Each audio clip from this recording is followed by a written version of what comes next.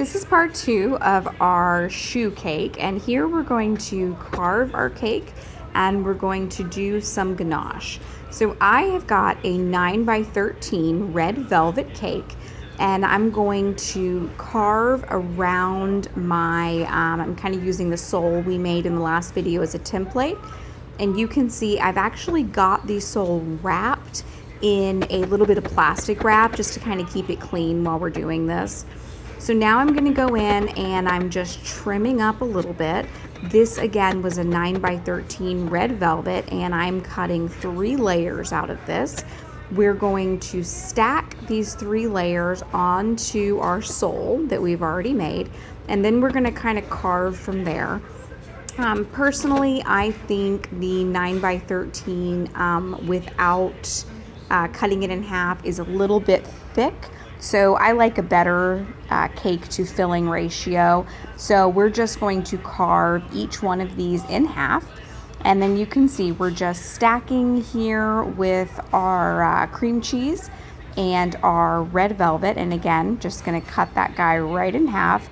And you can see these are frozen, but they're not completely frozen solid. I like to work with really cold cake, but not completely frozen cake.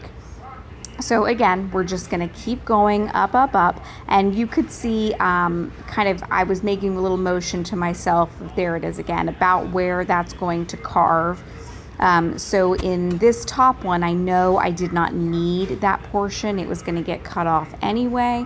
So we've just sort of cut the toe portion off of this last piece, and we're just going to use the heel portion.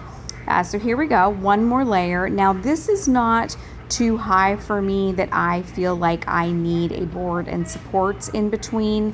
And when I say it's not too high, I usually stack up about 3 layers torted. So that's 6 layers of cake without support. So I think this guy's gonna be just fine. So you can see I've taken off a bit there at the toe, and I'm just carving into the back heel portion. So now this front part from about where your foot would go, so the tongue, and then down to the toe portion is going to come in at a bit of an angle. So we're just going to angle our knife, and we're going to cut a little bit at a time. I always sort of think to myself as I'm carving, I can always carve more, but it gets a little bit difficult to add cake back. So go slow when you're carving, carve a little bit at a time. You can always carve more if you need. It's always better, I think, to need to carve more than have to piece things back together.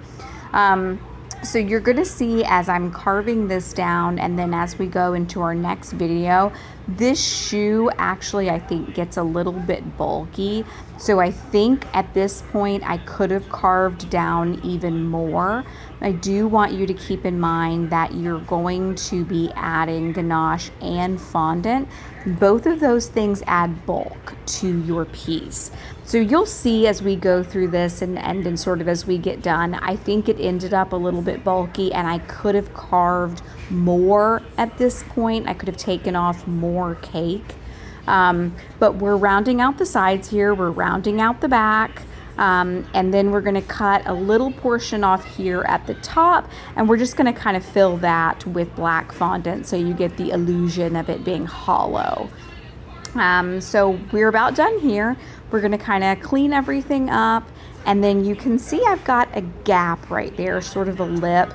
That is enough of a lip for my ganache to go, and then for my fondant to go to meet back out to the edge of the sole.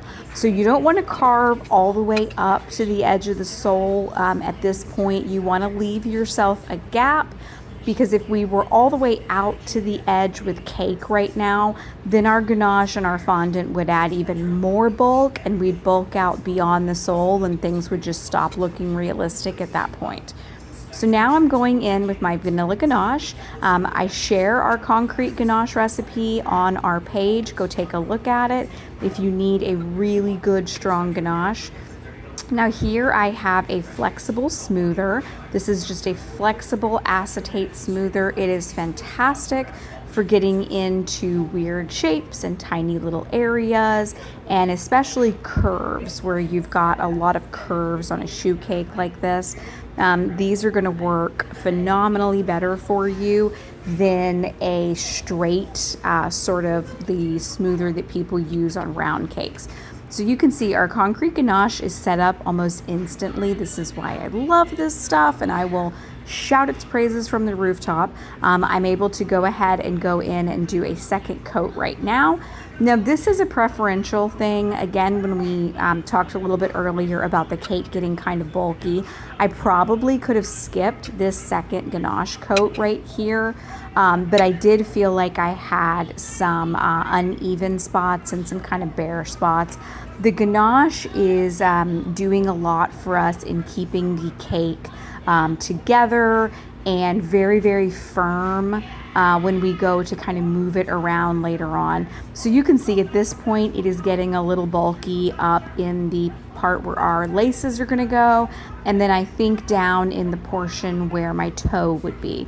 So again, if I did this again, I would probably skip this second ganache step, and I would also skip I'm sorry, not skip, but I would also carve a little bit more out.